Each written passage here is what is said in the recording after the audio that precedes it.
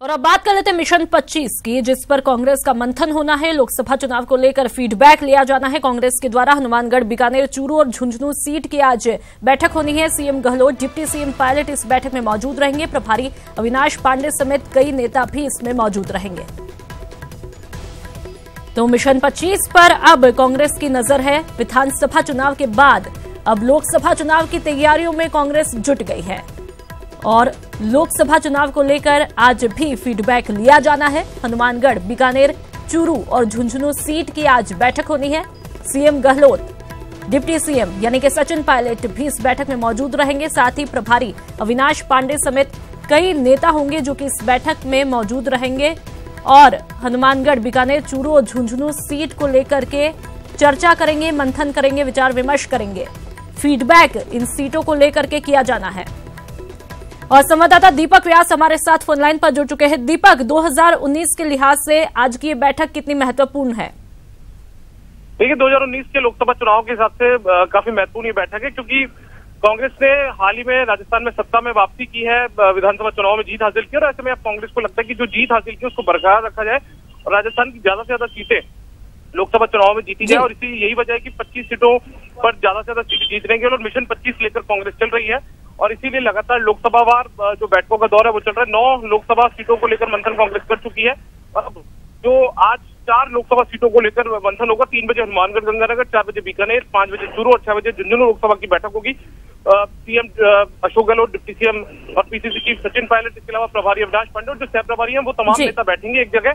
और इन लोकसभा सीटों के जो वरिष्ठ नेता हैं, प्रभारी मंत्री हैं, संगठन के जो प्रभारी हैं वो विधायक और विधानसभा चुनाव के प्रत्याशी, पूर्व लोकसभा चुनावों में जो प्रत्याशी रहे पार्टी के, वो ये तमाम नेताओं से फीडबैक दिया जाएगा। ब्लॉक के पदाधिकारियों से फीडबैक दिया जाएगा और उनसे पूछा जाएगा कि आखिर कौन सी चीजें हैं जिसको लेकर पार्टी लोकसभा के चुनाव में जाए, जिससे कि पार्टी को जीत हासिल हो सकती है। अभी तक के जो बैठक हुई उस पर अलग अलग तरीके के सुझाव कांग्रेस के तमाम बड़े नेताओं को मिले हैं, चाहे वो कर्ज माफी और जो पेंशन में वृद्धि का जो फैसला कैबिनेट ने किया था उसको एक तरीके से उसका प्रचार अच्छी तरीके से किया जाए, धरातल पर वो लागू हो जाए, इसको लेकर सुझाव दिया गया। इसके अलावा ये भी कहा गया कि जो चुनाव में जो जी बिल्कुल दीपक, तो ये तमाम पहलू है जिनको लेकर के विचार विमर्श किया जाना है। तमाम जानकारियों के लिए बहुत बहुत शुक्रिया दीपक।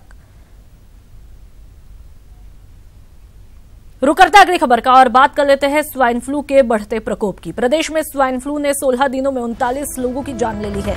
बीमारी से लगातार मौतों के बढ़ते आंकड़ों से आमजन भयभीत है। सरकार के तमाम प्रयासों के बावजूद स्वाइन फ्लू पर लगाम नहीं लग पा रही है। प्रदेश में स्वाइन फ्लू पॉजिटिव की संख्या भी बढ़कर 1000 के करीब जा पहुंची है और इस साल की शुरुआत के साथ ही स्वाइन फ्लू ने पूरे प्रदेश में कहर बरपाना शुरू कर दिया था। बेकाबू होते स्वाइन फ्लू ने सभी की चिंताएं बढ़ा दी है। बुधवार को जयपुर में 2 और प्रतापगढ़ में 1 स्वाइन फ्लू पीड़ित की मौत हुई है। पूरे प्रदेश में 67 नए स्वाइन फ्लू पॉजिटिव केस सामने आए हैं और इनमें जयपुर में सबसे ज्यादा 29, बाड़मेर में 8 और जोधपुर में 7 नए पॉजिटिव केस सामने आए। तो वहीं उदयपुर की बात करें, कोटा, अलवर और नागौर में 3-3 स्वाइन फ्लू पॉजिटिव केस आने पर चिंता बढ़ी है। स्वाइन फ्लू से सर्वाधिक मौतें जोधपुर में हुई, तो वहां अब तक 16 लोग स्वाइन फ्लू के कारण अपनी जान गंवा बैठे हैं। वहीं अब तक सर्वाधिक 378 swine flu positive cases Jaipur में सामने आए हैं। तो स्वाइन फ्लू लगातार अपने पैर पसारता जा रहा है। मौत के आंकड़ों में किसी भी तरह से कोई कमी यहां पर दिखती हुई नहीं दिखाई दे रही है। समीक्षाओं का किसी भी तरह आंकड़ों पर असर नहीं दिख रहा। लगातार मौत का आंकड़ा बढ़ता ही जा रहा है। प्रदेश में स्वाइन फ्लू का कहर लगातार जारी है। अब तक प्रदेश में 39 लोगों की मौत हो चुकी है। तो वहीं दूसरी तरफ स्वास्थ्य मंत्री का स्वाइन फ्लू ज्ञान लोगों को हैरत में डाल रहा है।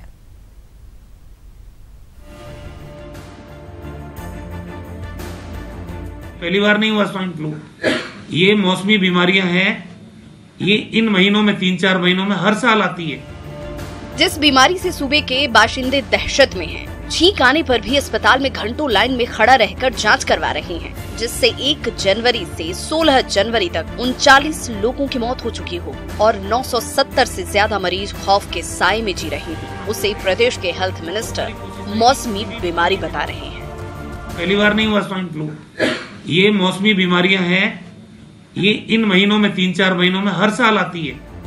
हम मानते हैं कि राजस्थान के स्वास्थ्य मंत्री रघु शर्मा को जनता की फिक्र है। वो नहीं चाहते कि जनता में खौफ पैदा हो, लेकिन इसके लिए स्वाइन फ्लू को मौसमी बीमारी बताना समस्या की गंभीरता को नजरअंदाज करना नहीं तो फिर और क्या है। पिछले 5 साल के आंकड़े उठा के देखो तो आप 2018 में ले लो, 17 में ले लो, 16 में ले लो, 15 में ले लो, जिस तरह कैजुअलिटीज हुई है राजस्थान के अंदर, उससे हम तो पहले से ही अलर्ट होकर काम कर रहे हैं। रघु शर्मा पिछले 5 साल के आंकड़ों के आधार पर इस साल स्वाइन फ्लू से कम मौतों का दावा कर रहे हैं। वो भूल रहे हैं कि इन्हीं मौतों पर कांग्रेस कल तक राज्य सरकार का सांस लेना दूभर किए हुए थी। खैर, मंत्री महोदय मौत के आंकड़े उछालकर भले ही अपना और अपनी सरकार को संवेदनशील बताने की कोशिश में जुटे हों, पर सच क्या ये नहीं है कि मौत के आंकड़े मृतक के परिजनों की बेबसी बयां नहीं कर पाते। शायद इसलिए मंत्री जी आपको स्वाइन फ्लू से मौत के बाद बेईमानी लगती है। Bureau report, news 18 Rajasthan.